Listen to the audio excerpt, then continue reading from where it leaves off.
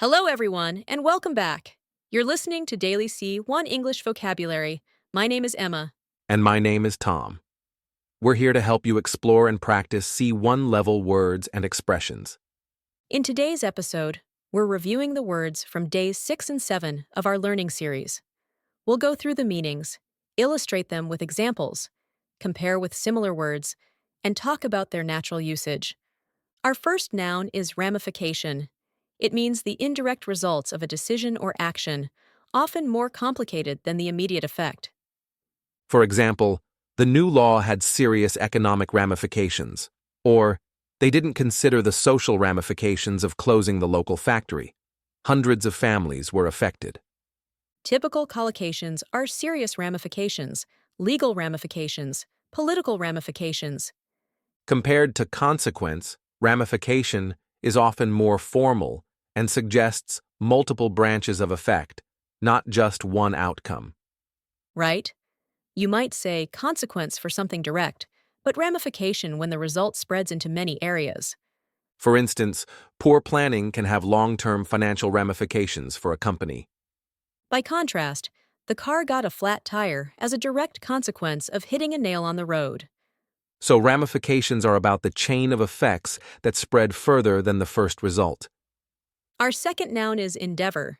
It means a serious effort to do something, often requiring determination. For instance, scientific endeavor has led to amazing discoveries. Or, starting a new business is a risky endeavor. Typical collocations are human endeavor, scientific endeavor, creative endeavor. Endeavor is more formal than effort. Also, effort can be small or casual, while endeavor suggests something ambitious or important. Endeavor can also be used as a verb. She endeavored to meet the deadline despite many obstacles. Endeavor is often used in academic, professional, or artistic settings, where the focus is on long-term goals and achievements. For example, space exploration is one of humanity's greatest endeavors. Now let's move on to the verbs. Our first verb is mitigate. It means to make something less severe, harmful, or painful. For example, the new policies aim to mitigate traffic problems in the city. Or, she tried to mitigate the risks of moving her company online.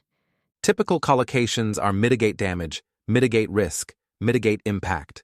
Compared to reduce, mitigate is more formal and often used in legal, scientific, or business contexts. Right? You might say reduce costs, but mitigate risks. Another nuance is that mitigate doesn't remove the problem entirely. It just lessens its effect. Exactly. For instance, planting trees can mitigate the effects of air pollution, but it won't eliminate them. It's also useful to compare mitigate with alleviate. Alleviate usually refers to human suffering or discomfort, like, the medicine alleviated her pain. While mitigate is broader and often linked to risks, damage, or negative consequences in professional or technical contexts. Our next verb is contemplate. It means to think deeply and carefully about something. For example, she contemplated changing her career, or he sat quietly, contemplating the meaning of life. Typical collocations are contemplate a decision, contemplate the future, contemplate doing something. But contemplate can also mean to look at something thoughtfully. For example, she contemplated the sunset in silence. Compared to consider, contemplate is stronger. Consider is more about practical weighing of options, while contemplate suggests deep reflection or even philosophical thought. Right? You could say he contemplated starting his own business after years in corporate life. That's much deeper than just weighing a quick option or a simple choice. And in formal or academic writing, contemplate often introduces more abstract ideas, like the philosopher contemplated the nature of reality. Next, let's look at some useful adjectives. Our first adjective is convoluted. It means extremely complex and difficult to follow.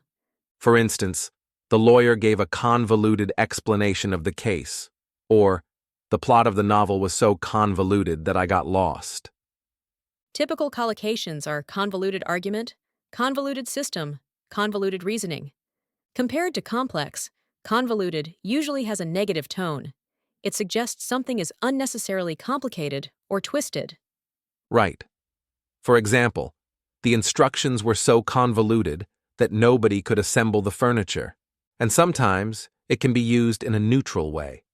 For instance, the convoluted path through the forest confused the hikers. In professional or academic contexts, convoluted is often used to criticize unclear processes, reasoning, or explanations. Our next adjective is eligible.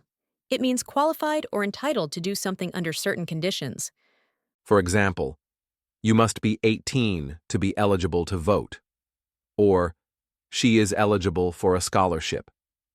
Typical collocations are eligible to apply, eligible for benefits, eligible candidates.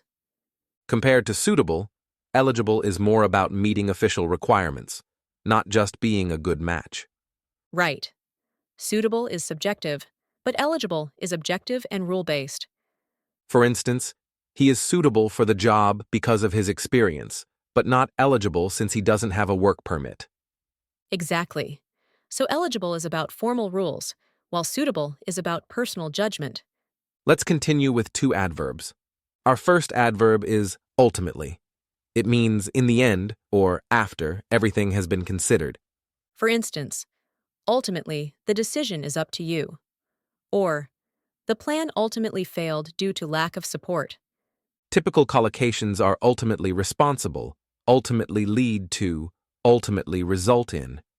Compared to finally, ultimately is more formal and suggests a conclusion after a process, not just the last step in time.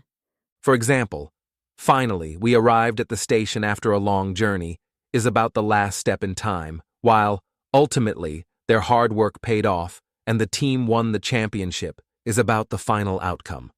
Our next adverb is subsequently. It means afterwards, at a later time.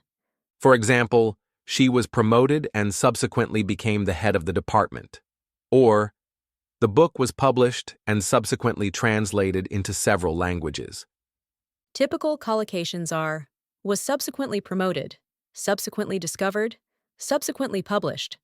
Compared to afterwards, subsequently is more formal and common in written English. And it's also different from consequently. Consequently highlights cause and effect, while subsequently simply refers to sequence in time. Right? He forgot his passport. Consequently, he missed the flight shows cause and effect. But he forgot his passport and subsequently returned home to get it. Just shows the order of events. And finally, let's wrap up with a couple of idioms. The first one is the tip of the iceberg. It means only a small visible part of a much larger problem. For example, the complaints we received are just the tip of the iceberg. Many more customers are unhappy but haven't spoken up yet. Another example. The broken machines were the tip of the iceberg. The entire factory needed urgent renovation. This idiom emphasizes that the real size of the issue is hidden beneath the surface, much bigger than it looks. And the last idiom is cut to the chase. It means to get to the main point and skip unnecessary details. For instance, let's cut to the chase. What's your decision? Another example. The meeting was long, but finally someone said, "Can we cut to the chase?" Compared to get to the point, cut to the chase is more informal and energetic, common in spoken English. The idiom comes from the early days of silent movies. Viewers often ask directors to skip the slower, less exciting scenes and go straight to the chase, the action part. That's how it became a way to say, skip the boring details and get to the main point. So, that's our review of the words from days 6 and 7. We covered nouns like ramification and endeavor, verbs like mitigate and contemplate, adjectives like convoluted and eligible, adverbs like ultimately and subsequently, and idioms like the tip of the iceberg and cut to the chase. Remember, the goal is not just to know these words, but to understand their nuances and use them naturally. Thanks for listening, and see you in the next episode. Subscribe and see you tomorrow for more C1 words.